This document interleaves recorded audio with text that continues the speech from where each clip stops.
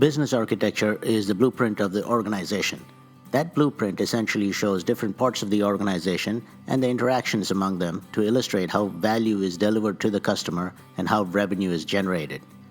Let's say your company engineers, manufactures, markets, and services engineering components such as bearings, control systems, lubrication, seals, etc. across a wide variety of industries, each of which have different needs and requirements.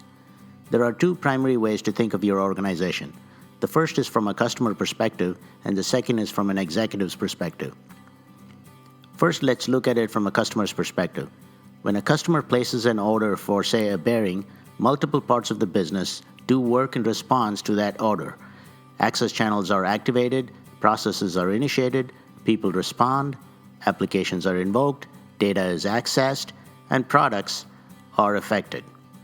To visualize this, you could represent all parts of the business in a view and identify the parts that come into play to meet the customer's order request. In this view, if you were to optimize the order processing, you can then look at all these parts and how they play together to increase the operational effectiveness. Let's call this the business operating model. Second, let's look at it from an executive's perspective. All the parts that we just talked about can be grouped logically to define different capabilities that company has. Each of these can further be decomposed into lower-level capabilities. Each capability is like a container into which you can put different things such as access channels, processes, people, applications, data, etc. Essentially, in order to achieve a specific capability, you need a combination of different things. In this view, you can prioritize the work required to enhance the capabilities that are in turn required to deliver on the strategic objectives of the company. Let's call this the business capability model. One can look at the organization either from the operations perspective or from a capability perspective.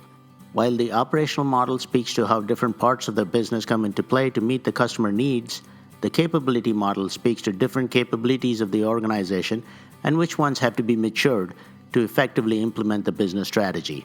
These two models are simply two different ways to look at the organization. The first step in building a business architecture would be to understand if you want to build an operating model or a capability model. You may want to start small by choosing to build out only one of them.